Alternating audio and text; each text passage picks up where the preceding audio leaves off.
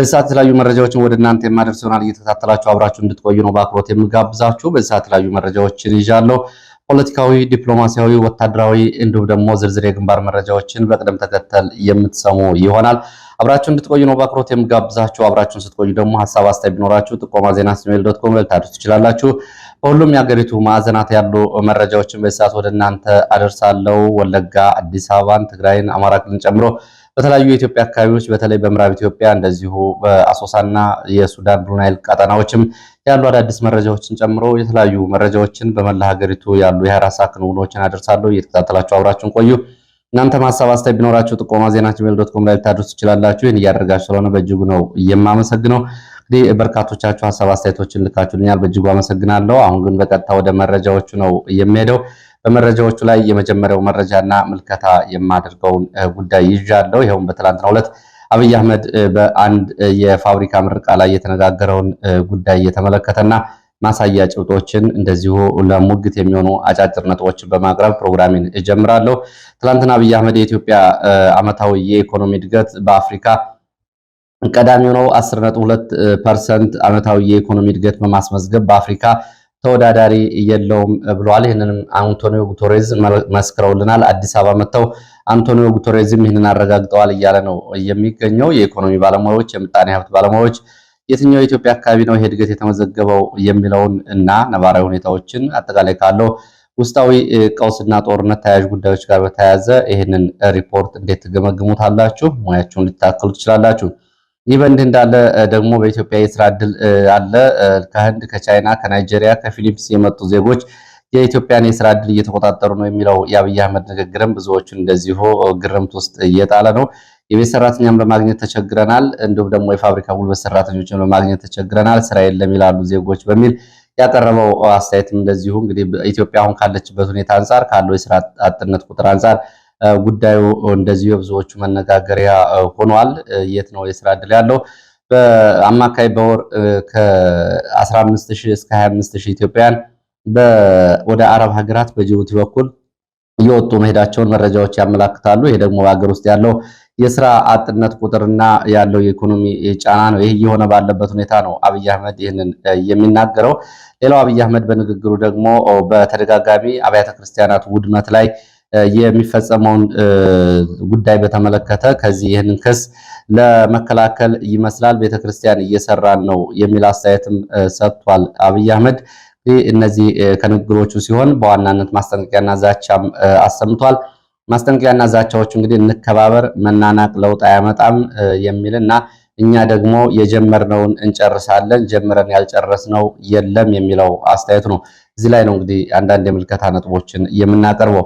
ምናልባት አንዳንድ ግንባታዎችን በተመለከተ አብይ አህመድ ጀምሮ ጨርሶ ሊሆን ይችላል። እሱ እንግዲህ የሲሚንቶም የብሎኬትም ግንባታ ስለሚሆን ብዙ ጉዳይ አይደለም። ሀገረ መንግስቱን ግንባታና እንዲሁም ደግሞ የዲፕሎማሲያዊ ግንባታ ሂደቶችን በተመለከተ ግን አብይ አህመድ ጀምሮ የተዋቸው ጀምሮ ያልተቋጩ ጉዳዮች አሁን ሀገሪቱን ቀውስ ውስጥ የከተቱ ጉዳዮችን እስኪ አንድ ባንድ አንዳንዶቹን እንመልከታቸው።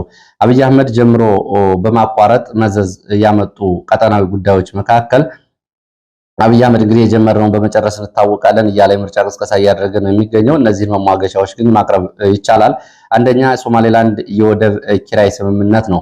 ይሄ የወደብ ኪራይ ስምምነት እና አብይ አህመድ በተፈራረሙ በወራቱ ውስጥ እንደገና ውድቅ ተደርጎ በቀጠናው ታይቶ የማይታወቅ ቀጠናዊ ቀውስ ቀስቅሶ ኢትዮጵያና ሞቃዲሾን እንደገና ወደ ተካረረ ዲፕሎማሲያዊ ችግር ውስጥ ከቶ ወደ ወታደራዊ ዛቻዎችና ወታደራዊ እንቅስቃሴዎች ውስጥ የከተተ ዲፕሎማሲያዊ ተጀምሮ የተቋረጠ አብይ አህመድ ጀምረን እንጨርሳለን ለሚለው ፉከራው የውድቀት ማሳያ የሚሆን ማመሳከሪያ ነው።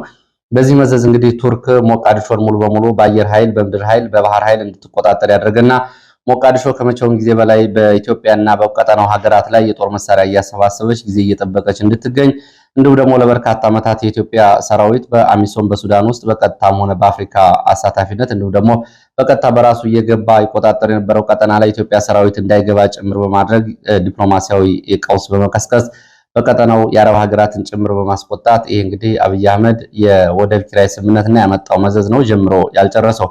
ሁለተኛው የሱዳን ጦርነት ነው። በሱዳን ጦርነት የውስጥ ጉዳይ ላይ ኢትዮጵያ ከአረብ ኤሚሬትስ ጋር በመሆን የገባችበት ጣጣ ካለው አጠቃላይ ቀጠናዊ ወታደራዊ ውጥረት ባሻገር ለኢትዮጵያ ተመልሶ በእጃዙር ከሚደረጉ እንቅስቃሴዎች ባሻገር አሁን ጦርነቱ ወደ ቀጥታና በቀጥታ የእርስ በርስ ጦርነት ወደ መሆን እየተሸጋገረ ነው። በብሉ ናይል ግዛት ኢትዮጵያ ለአማጺ ቡድን በቤኒሻንጉል የሰጠችውን ነፃ መሬትና ወታደራዊ ማሰልጠኛ ተከትሎ ከሱዳንና በኢትዮጵያ መካከል ያለው ጉዳይ አሁን በአየር ድብደባ የታገዘ ጥቃት አምጥቷል። ይህም እንግዲህ አብይ አህመድ ጀምረው ያልጨረሱት መዘዝ ያመጣው ቀጠናዊ ጉዳይ ነው።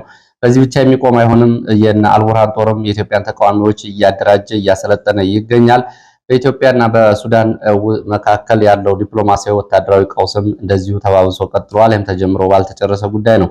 ሌላው ከኤርትራ ጋር ያለ ወዳጅነት ነው። እንግዲህ ከኤርትራ ጋር ያለው ወዳጅነት ተጀምሮ መቋረጥና አጀማመሩ ግልጽ ባልሆነ የዲፕሎማሲ ፍኖተ ካርታ ያልተመሰረተ ስለነበረ አሁን ላለው ወታደራዊ ውጥረትና ቀጠናዊ መዘዝ እንደዚሁ መነሻ ሆኗል። ይህም አብይ አህመድ እንግዲህ ጀምረን ጨርሰዋለን ካለው ጀምሮ ካልጨረሰው ከዲፕሎማሲያዊ ከቀጠናዊ ጉዳይ ጋር የተያያዘ መዘዝ ነው። ወደፊትም ብዙ ጉዳዮች ይኖሩታል።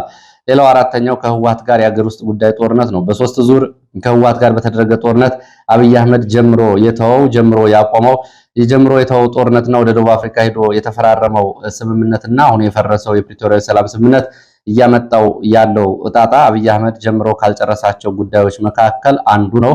ይሄም እንግዲህ አሁን በቀጠናው እና ወደፊትም በኢትዮጵያ አጠቃላይ ሁኔታ ሊያመጣ የሚችለው ጉዳይ ግልጽ ነው። እንግዲህ አብይ አህመድ ጀምረን ያልጨረስነው የለም በሚል የተወሰኑ ግንባታዎችን ሪዞርቶችን እንግዲህ በግለሰብ ደረጃ ሊሰሩ የሚችሉ በኮንትራክተር ደረጃ ሊሰሩ የሚችሉ የሆቴልና የሪዞርት ግንባታዎችን ነው እንደ ብሔራዊ መንግስት ያልጀመርነው ያልጨረስነው የለም እያለ በተደጋጋሚ ሪፖርት የሚያቀርበው። ግን እስኪ ሀገረ መንግስቱና ቀጠናዊ ዲፕሎማሲያዊ በዚህ መንገድ እንመልከተው። ሌላው ከህወሓት ባሻገር ከኦነግ ሸኔና ከኦጋዴን ነፃ አውጪ ታጣቂዎች ጋር በአስመራ እስከ ወለጋ ከአስመራ እስከ ጅጅጋ ድረስ ያልተጠናቀቁ ጉዳዮች አሁን የወለዱትን ቀውስ እንመልከት። የኦነግ ታጣቂዎች እና አብይ አህመድ ጀምረው ባለመጨረሳቸው ከአስመራ እስከ አዲስ አበባ ከአዲስ አበባ እስከ ወለጋ ሰተት ብለው እስከ ትጥቃቸው ሲገቡ ጀምረው ባልጨረሱትና ባልቋጩት ጉዳይ ነው በወለጋ ቀጠና ላለፉት 8 ዓመታት ይሄ ሁሉ ግፍና ሰቆቃ ሲደርስ እየቆየው። ይሄ በእንዲህ እንዳለ ደግሞ የጅጅጋ ታጣቂዎች የኦጋዴን ነፃ አውጪዎች ከኤርትራ ወደ ኢትዮጵያ ሲገቡ እና አብይ አህመድ ጀምረው ባልጨረሱት ንግግር ጀምረው ባልጨረሱት ውይይት ምክንያት አሁን ቡድኑ ለሁለት ተከፍሎ ይሄኛው ቡድን በሶማሊያ ቀጠና እንደገና የኦጋዴን አማጺ ኃይል እያስታጠቀ ነው የሚገኘው። ይሄ ከቀጠናዊ ጉዳዮች ጋር ተደምሮ እና አብይ አህመድ ጀምረው ያልጨረሷቸው ጉዳዮች መዘዙ ነው ይታያል።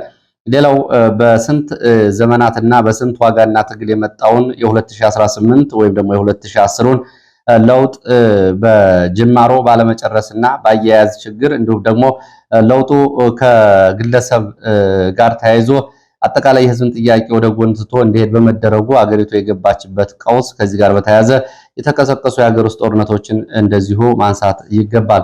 ስለዚህ አብይ አህመድ ጀምረን ያልጨረስነው የለም የሚለው የተደጋጋሚ የመድረክ ላይ ዲስኩሩ በዚህ በቀጠናዊ ዲፕሎማሲያዊ ማሳያዎች ጉዳይ ብቻ እንኳ ቢታይ ከኤርትራ፣ ከሶማሌላንድ፣ ከሞቃዲሾ፣ ከኤርትራ፣ ከሱዳን እንዲሁም ደግሞ ከሀገር ውስጥ ከህወሓት በአማራ ክልል ካለው ጦርነትና በወለጋና በጅጅጋ ካሉት ጦርነቶች ጋር በተያያዘ ያለው አጠቃላይ ሁኔታ ውጥረቶች የሱ ጀምሮ አለመጨረስ ማሳያዎች መሆናቸውን በሙግት ማቅረብ ይቻላል። ወደ ሌሎች መረጃዎች ሄዳለሁ። ወደ ሌሎች መረጃዎች ሲሄድ ወደ መቀሌ የሚወስደን መረጃን ማስከትለው ወደ መቀሌ ስንሄድ በመቀሌ ቀጠና በህወሓት ጋር በተያያዘ ህወሓት ሁለት ምክረ ሀሳቦችን ለታጣቂዎቹና ለህዝቡ እያስተላለፈ መሆኑን ከአካባቢ የወጡ መረጃዎች ያሳያሉ። ለታጣቂዎቹ ካሁን በኋላ አብይ አህመድ የአየር ኃይል ብልጫ አይወስድብንም፣ ድሮንም ጸረ ድሮንም ታጥቀናል፣ ስለዚህ በዚህ መንገድ እናሸንፋለን፣ አይዟችሁ የሚል ሲሆን ለህዝቡ ደግሞ በከተማና በገጠር እንደዚሁ ከአየር ጥቃት እንዴት መሸሽና መደበቅ እንዳለባቸው ነው ይሄ እየተባለ ያለው። ይህ ባለበት ሁኔታ አቶ ዮሐንስ ገብረ ሚካኤል የሚባሉ የደብረ ጽዮን ወንድም የሚመሩት የአፋይ ቡድን በመቀሌ የተንቀሳቀሰ ከደብረ ጽዮን በተቃራኒ ቆመዋል ያላቸውን ሰዎች እያፈነና እያሰረ መሆኑን ነው መረጃዎች የሚገልጹት። ይሄ አፋኝ ቡድን የሚመራው የደብረ ጽዮን ወንድም ዮሐንስ ገብረ ሚካኤል የተባለ እንደሆነ የሚገልጹት የመረጃ ምንጮች ከነ ጀነራል ኃይለ ሥላሴ የህወሓት ታጣቂዎች አዛዦች በሚቀበለው ትዕዛዝ አቶ ዮሐንስ ገብረ ሚካኤል እነ ገብሩ ካሳይን ጨምሮ በርካታ ሰዎችን እያሳፈነና እያሳፈነ ያለ እንዲሁም ደግሞ ክትትል እያደረገ ቡድን እየመራ ይገኛል የተባለው በወታደራዊ ክንፉ በኩል ውሳኔውን አልተቀበሉም በሚል የጥርስ የተነከሰባቸውን እነ ኮሎኔል ተወልደ ገብረትንሳኤን ለማፈን እንቅስቃሴ ላይ መሆናቸውን እንዲሁም ደግሞ በነ ዮሐንስ ገብረ ሚካኤል አማካኝነት ነው የሚመራው አፋይ ቡድን ከኃላፊነት ከተነሱ በኋላም እንደዚሁ እነ ደብረ ጽዮን ጋር አብረው አይደሉም ያላቸውን የቀድሞ የፖሊስ አዛዥ እነ ገብረ ዲላን ጨምሮ እነ ጀነራል ነጋሽ እንዲሁም ደግሞ እነ ጀነራል ታደሰ ወረደን በጥብቅ ክትትል እየተከታተለ እንደሆነና ይሄ የቤተሰብ ስልጣንና ሚዛን አስጠባቂ ቡድን በዮሐንስ ገብረ ሚካኤል እየተመራ እንደሆነ መቀሌ አካባቢ ያሉ መረጃዎች ይገልጻሉ። ደብረ ጽዮን ዙሪያውን ያሉትን ሰዎች በቤተሰብ ደህንነት መዋቅር እየተከታተለ ሲሆን የህወሓት ሊቀመንበር ለመሆን ከወታደራዊ ቡድኖችና ከአንዳንድ አኩራፊ የህወሓት ሰዎች ጋር በትብብር እየሰሩ ነው በሚል ሌሎች ጓደኞቹ ላይም እንደዚሁ ደብረ ጽዮን ጥርስ ነክሷል የተባለው። ከነዚህ መካከል አማኑኤል አሰፋ በብዙዎቹ የህወሓት ሊቀመንበር እንዲሆን ይፈለግ የነበረና አሁን የህወሓት ምክትል ሊቀመንበር የሆነው በነ ኢሌኒ ግደይ በኩል ክትትል እየተደረገበት እንደሆነ የነ ደብረ ጽዮን የአፋይ ቡድን መረጃዎች ያሳያሉ። ጉዳዩ ከህወሓት እንዲሁም ደግሞ ከአንድ ሰፈር የአድዋ ቡድን ባለፈ የአንድ ግለሰብ ስልጣን ለማስጠበቅ ከመደበኛው ጸጥታ ስምሪት ባሻገር የወንድም አፋይ ቡድን በማደራጀት በመቀሌ እየሆነ ነው ሲሉ መረጃው ምንጮች ገልጸዋል። ይህ እንዲህ እንዳለ ደግሞ የሞንጆሪኖ ወይም ደግሞ የፈትለወርቅ ገብረ እግዚአብሔር ወንድም ወደ አስመራ ሊያመሩ እንደሆነ መቀሌ አካባቢ የወጡ መረጃዎች ያሳያሉ።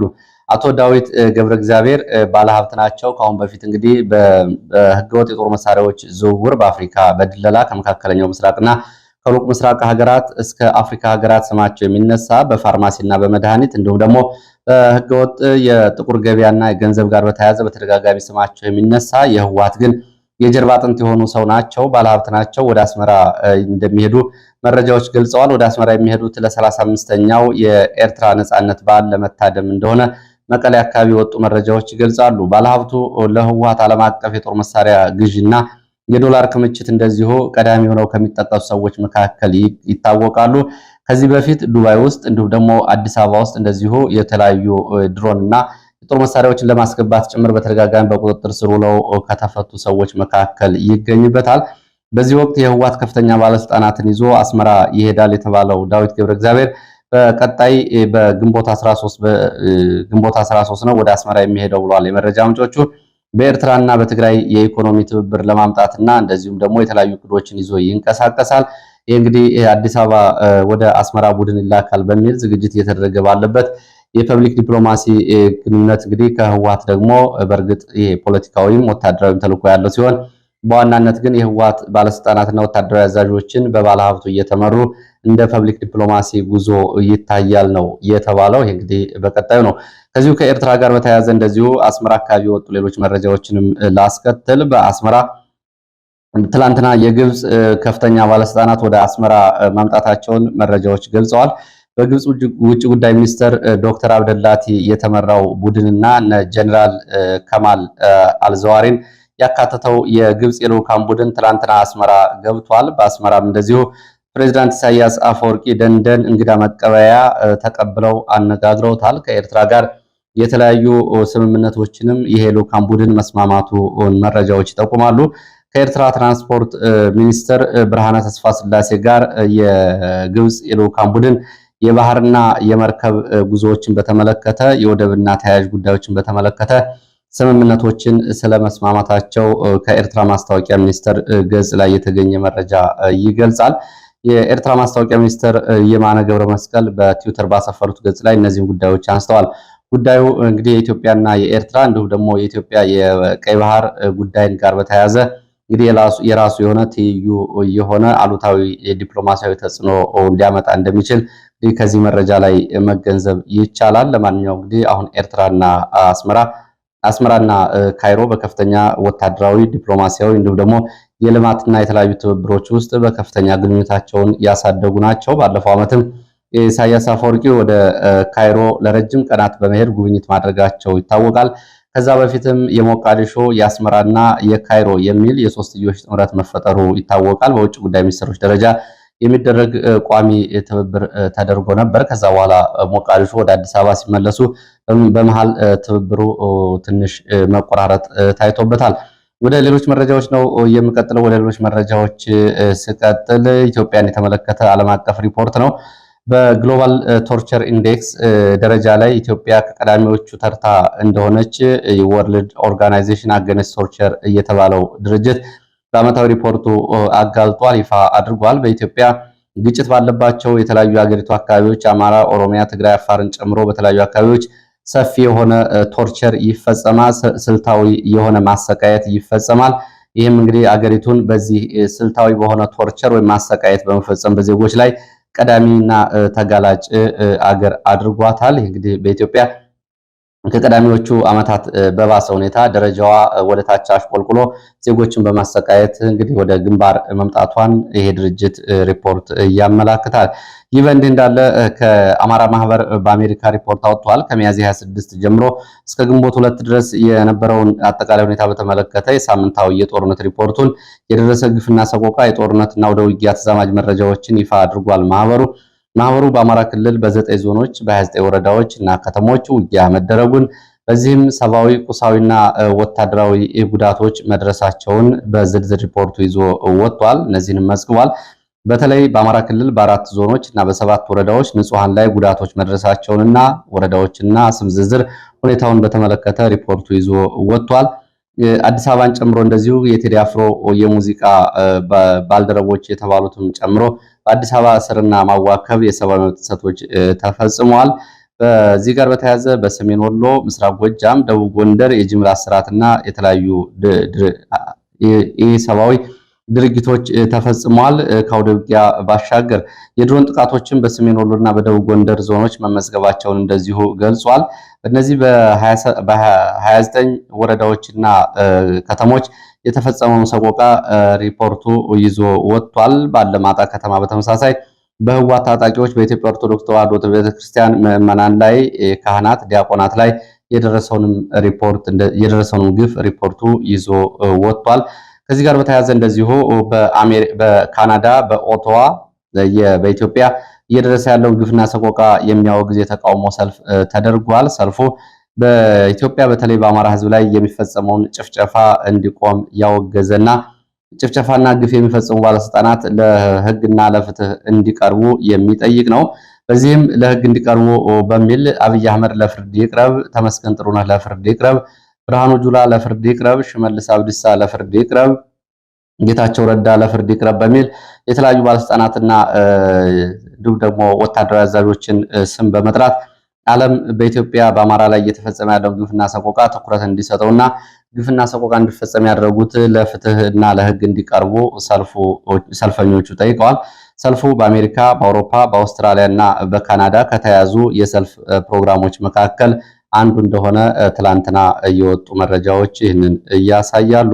ወደ ሌሎች መረጃዎች ነው የሚሄደው። ወደ ሌሎች መረጃዎች ወደ ቤኒሻንጉል የሚወስደን መረጃ አስከትላለሁ። በቤኒሻንጉል መተከል ዞን ዳንጉር ወረዳ ጁራሴስ ተብሎ በሚጠራ ቦታ ላይ በሚሊሻና በታጣቂዎች መካከል ለግማሽ ቀን የቆየ ውጊያ መደረጉ ታውቋል። በቅርቡ ራሳቸውን ያደራጁ የቀጠናው ታጣቂዎች በሸርቆሌም እንደዚሁ ከሚሊሻ ጋር ለሰዓታት የቆየ ውጊያ አድርገዋል። ኩርሙክ ተብሎ በሚጠራው የኢትዮጵያ ቀጠናም ከሱዳኑ ፈጥኖ ደራሽ ኃይል ጋር እነዚህ ታጣቂዎች ውጊያ ማድረጋቸውን የወጡ መረጃዎች ያሳያሉ። በቤንሻንጉል ቀጠና እንግዲህ ከብሉ ናይል ሱዳን የኢትዮጵያ አካባቢና የሱዳን አካባቢዎች ያሉ ውጥረቶችም ባሉበት ቀጥለዋል። ወደ ወለጋ የሚወስደን መረጃ አስከትላለሁ። በወለጋ ኪረም ወረዳ መርጋ ጅሬኛ ተብሎ በሚጠራ ቀበሌ ከሌሊት ጀምሮ በከባድ መሳሪያ የታገዘ ውጊያ እየተደረገ ነው። በሌሊት ራሳቸውን የሚከላከሉ የአማራ ወጣቶችን ለመክበብና ለማፈን ከተንቀሳቀሰ የጃል ሞሴስ ታጣቂ የመከላከያ እንዲሁም ደግሞ ከ6 የኦሮሚያ የጸጥታ አደረጃጀቶች ጋር ነው ውጊያ እየተደረገ ያለው። ውጊያው በሞርተር በድሽቃ የታገዘ እንደሆነ የዓይን እማኞች ገልጸዋል። በንጹሃን በሲቪሊያን ላይ በመኖሪያ ቤቶች ንብረትና ሀብት ላይ የደረሰው ጉዳት ገና እየተጣራ ነው። ውጊያው አሁንም እንደቀጠለ እንደሆነ ነው የመረጃ ምንጮች የገለጹት። ሃሮ ባጊን ተብሎ በሚጠሩ ደጋማ አካባቢዎች ደግሞ ከውጊያው ባሻገር የድሮን አሰሳና የድሮን ቅኝት እየተደረገ እንደሆነ የመረጃ ምንጮች ገልጸዋል። ባለፈው ወለጋ ያለውን ዘመቻ በተመለከተ አዲስ እቅድ በሚል በሽመልስ አብዲሳ የቀረበው እቅድ እንግዲህ ወደ አካባቢው አሁን ስምሪት የወሰዱት የኦሮሞ ተወላጅ የሚመሯቸው የመከላከያ እዞች በዋናነት ያው አብዛኛው እንግዲህ በየትኛውም አካባቢ ያው አብዛኛው የሚመራው በእነሱ ቢሆንም ለዚህ ልዩ ዘመቻና ኦፕሬሽን በሚል ስልት ታቅዶ ከገበሬዎችን እንደዚሁ በኢኮኖሚ ከማድረግ እንዲሁም ደግሞ የታጠቁትን የነሱ የጀርባ አጥንት ናቸው በሚል በዚህ መንገድ ነው ዘመቻ እየተደረገ የሚገኘው በወለጋ። ወደ አዲስ አበባ ዙሪያ የሚያመጣን መረጃ ላስከትል። በአዲስ አበባ ዙሪያ ሱሉልታ መስመር ትላንትና ከፍተኛ የሆነ አፈሳ መደረጉን የመረጃ ምንጮች ገልጸዋል። አፈሳ እየተደረገ ያለው ዛሬ በዚህ እንግዲህ ግንቦት 9 በአካባቢው በአዲስ አበባ ዙሪያ ብልጽግና የድጋፍ ሰልፍ ያደርጋል። ከዚህ ጋር በተያያዘ ነው ወጣቶች በብዛት ቀድሞ እየታፈሱ የነበሩት። ሱሉልታ፣ ሚዛን፣ ወሰርቤ፣ 10 ኪሎ፣ ሸፈኔ፣ ኮካ፣ ዶሮ እርባታ ተብሎ በሚጠሩት አካባቢዎች በርካታ ወጣቶች ትላንትና ከሰዓት በኋላ በፓትሮል ታፍሰዋል። እንግዲህ ይህንን መረጃ ያደረሱ የመረጃ ምንጮች እንደሚገልጹት የታፈሱ ሰዎች ዛሬ በብልጽግና ሰልፍ ላይ ለድጋፍ የሚገኙ ከሆነ እንደሚፈቱ፣ የማይገኙ ከሆነ ግን እንደዚሁ ታስረው እንደሚቆዩ እንደተነገራቸው ቤተሰቦቻቸው ገልጸዋል። በፖሊስ ጣቢያዎች ደግሞ ከፍተኛ የሆነ ገንዘብ እንደዚሁ እስረኞቹና የተያዙ ሰዎች ይጠየቃሉ። በአዲስ አበባ ዙሪያ ሸገር በሚባለው ከተማና በአዲስ አበባ ከተማ በርካታ ፖሊሶች በየቀኑ በርካታ ሰዎችን ገንዘብ ይቀበላሉ አስረው ለፍተሻ ለብርበራ በሚል። ይህ ጉዳይ እንግዲህ በከፍተኛ ሁኔታ ብሶትና እንዲሁም ደግሞ በቁጣን እየፈጠረ ያለ ጉዳይ እንደሆነ ነው መረጃዎች የገለጹት። ወደ አማራ ክልል የተለያዩ አካባቢ ወዳሉ መረጃዎች እመለሳለሁ። ቡሬ ዙሪያ ምዕራብ ጎጃም ቡሬ ከተማ ወደ ደረቋ ተብሎ ወደሚጠራ አካባቢ እንቅስቃሴ ላይ በነበረ እግረኛ ሰራዊት ላይ ድንገተኛ የደፈጣ ጥቃት ተፈጽሟል። በደፈጣ ጥቃቱ ጉዳት ደርሷል። የደረሰው ጉዳት ግን በዝርዝር አልታወቀም። ይህንን ተከትሎ ከአጉት ተብሎ ከሚጠራው አካባቢ ወደ አካባቢው ተጨማሪ ኃይል ሲንቀሳቀስ ሌላ የተኩስ ሩምታ ተከፍቶ የተንቀሳቀሰው ኃይል ወደኋላ እንዲመለስ መደረጉን ከአካባቢ የወጡ መረጃዎች ይገልጻሉ። ወደ ላሊበላ ቀጠና ስንሄድ በላሊበላ ቀጠና ደባራይ ተብሎ በሚጠራ ቦታም እንደዚሁ ኬላ ጥበቃ ላይ በነበሩ ወታደሮች ላይ ፋኖ ድንገተኛ ጥቃት በመክፈት በወታደሮች ላይ ጉዳት አድርሷል። ይህንን ተከትሎም በአካባቢው እንደዚሁ ለጥቂት ሰዓት የቆየ ውጊያ ተቀስቅሶ ነበር። ለጊዜው በካምፑ ኬላ ላይ በጊዜያዊ ካምፑና በኬላው ላይ በተፈጸመው ጥቃት 9 ወታደሮች ሲሞቱ ቁጥራቸው ያልታወቁ ቁስለኛ ሆነዋል ብሏል የመረጃ ምንጮች። ድንገተኛ ጥቃቱን ተከትሎ ለሰዓታት የቆየ ውጊያ ተደርጓል። በውጊያውም ተጨማሪ የሚሊሻ አባላት ጉዳት ደርሶባቸዋል ሲሉ ላሊበላ አካባቢ ወጡ መረጃዎች ያሳያሉ። ወደ ደብረታቦር ቀጠና የሚወስደን መረጃ ላስከትል። በደብረታቦር ቀጠና እስቴ መካነ ኢየሱስ ከተማ ወጣ ብሎ ዛሬ ከማለዳ ጀምሮ በአካባቢው ውጊያ መቀስቀሱን የመረጃ ምንጮች ገልጸዋል። ከመካነ ኢየሱስ እስቴ ወደ ገጠራማ አካባቢዎች ምክሬ ተብሎ ወደሚጠራው አካባቢ የእግረኛ እንቅስቃሴ ቢያደርግ በነበረ የአድማ ብተና የመከላከያና የሚሊሻ እግረኛ ላይ ፋኖ ቀድሞ ሾለክ ተብሎ በሚጠራው አካባቢ የደፈጣ ጥቃት መፈጸሙና ይህንን ተከትሎ ከማለዳ 12 ሰዓት ጀምሮ በአካባቢው ለሰዓታት የቆየ ውጊያ ተቀስቅሷል። በውጊያው የደረሰው ጉዳት አልታወቀም። ወደ ምክሬ ተብሎ ወደሚጠራው አካባቢ ዘመቻ ስምሪት ላይ የነበረ ኃይል ግን ወደኋላ እንዲመለስ ተደርጓል ነው የተባለው። ሰሞኑን በዚህ ቀጠና እንግዲህ መካነ ኢየሱስን ጨምሮ በደራ በማህደረ ማርያም እና በስማዳ በእነዚህ ቀጠናዎች ከፍተኛ ውጊያዎች እየተደረጉ ነው የሚገኙት። ለዚህም ከባህር ዳር ከደብረታቦር ከባህር ዳር በሐሙሲት ወደ አንበሳሜ እንዲሁም ደግሞ ከደብረታቦር ወደ ጋሳይና ወደ እስቴ ተጨማሪ ኃይል እየተንቀሳቀሰ መሆኑን የወጡ መረጃዎች ያሳያሉ። ለሰዓት ከተለያዩ አካባቢዎች ያሰባሰብኳቸው መረጃዎች እነዚህን ይመስላሉ። ስለተከታተላችሁ በእጅጉ አመሰግናለሁ። በሌላ ተመሳሳይ መርሃ ግብር እስከምንገናኝ ድረስ መልካም ጊዜ